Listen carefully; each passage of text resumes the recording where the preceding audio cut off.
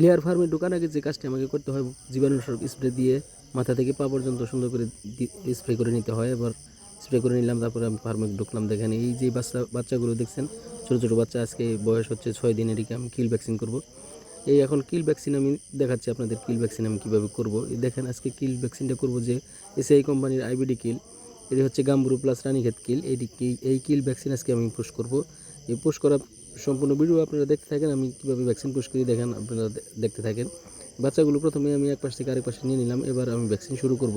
এই যে ভ্যাকসিন শুরু করে দিলাম। দেখেন এক পাশ থেকে আরেক পাশে নিয়ে কিন্তু আমি ভ্যাকসিন শুরু করে দিয়েছি। বাচ্চাগুলো দেখেন ছোটো ছোটো বাচ্চা, যেহেতু বাচ্চাগুলোকে ভ্যাকসিন করার সময় অবশ্যই আপনাকে খেয়াল করতে হবে, বাচ্চা চামড়ার নিচে ভ্যাকসিন যেহেতু পুশ করতে হয়, হাড়ে লেগে গেলে কিন্তু, হাড়ে মাংসে লেগে গেলে কিন্তু মরার সম্ভাবনা থাকে বাচ্চা।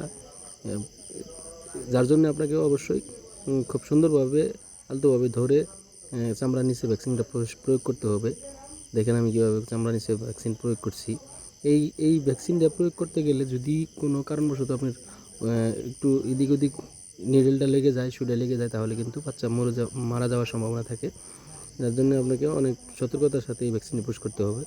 আজকে যে ভ্যাকসিনটা পুশ করতেছি এটি হচ্ছে এসিআই কোম্পানির কিল ভ্যাকসিন। 6 দিনে যে কিল ভ্যাকসিনটা পুশ করতে হয় এটি হচ্ছে গাম্বুরু প্লাস রানীক্ষেত কিল। এটি 6 দিন বয়সে, 6 থেকে 8 থেকে অথবা 10 দিনের ভিতরেও করা যায়, সমস্যা নেই। আপনি 6-এর পরে 5 দিনের পরে থেকে যে কোনো সময় 10 দিন পর্যন্ত, এর মাঝখানে কোনো একদিন করে নিলে হবে। বাচ্চা কিন্তু আপনাকে অবশ্যই খেয়াল করতে হবে, ভ্যাকসিন পুশ করার আগে খেয়াল করতে হবে বাচ্চা কিন্তু অবশ্যই সুস্থ থাকতে হবে। সুস্থ বাচ্চাকে ভ্যাকসিন করলে কিন্তু ভ্যাকসিনের কাজ পরিপূর্ণ করবে। বাচ্চাগুলো দেখেন অনেক সুন্দর হয়েছে, মোটামুটি আলহামদুলিল্লাহ বেশ ভালোই হয়েছে বাচ্চা। সিপি কোম্পানির বাচ্চাটি মোটামুটি ভালো হয়েছে। আর বিশেষ করে ভ্যাকসিন প্রয়োগ সংক্রান্ত কোনো তথ্য যদি কারো, কোনো ভাইয়ের, কোনো খামারির জানার দরকার থাকে অবশ্যই কমেন্টে জানাবেন।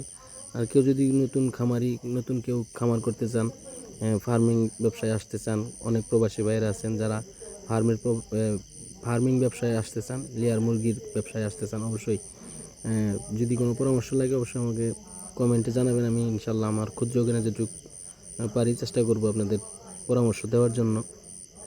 এই যে দেখেন এই যে ছোটো বাচ্চাগুলো, আজকে এই ভ্যাকসিনটা পুশ করার পরে আমি কিন্তু 10 দিন বয়সে আবার এটিকে লাইভ গাম্বুরু ভ্যাকসিন খাওয়াবো। এর আগে কিন্তু আমি 3 দিন বয়সে আপনাদের ভিডিও দিয়েছিলাম, দেখাইছি।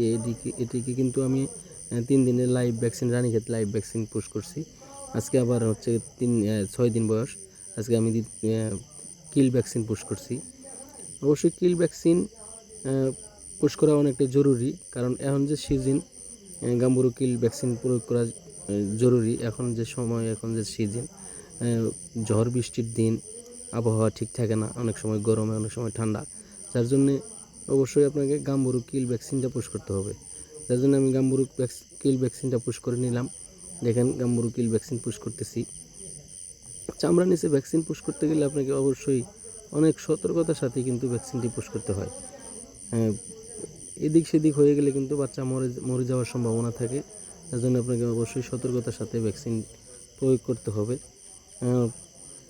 ভিডিওটি সম্পূর্ণ সাথে থাকার জন্য, সম্পূর্ণ দেখার জন্য আপনাদের সকলকে ধন্যবাদ জানাই। এমনকি ভিডিও যদি ভালো লাগে অবশ্যই লাইক, কমেন্ট, শেয়ার করবেন, পাশে থাকবেন। আশা করি পাশে থাকবেন সবাই। আর আমার ইউটিউবে একটা চ্যানেল আছে, ভ্যাকসিন সেবা এবং পরামর্শ কেন্দ্র।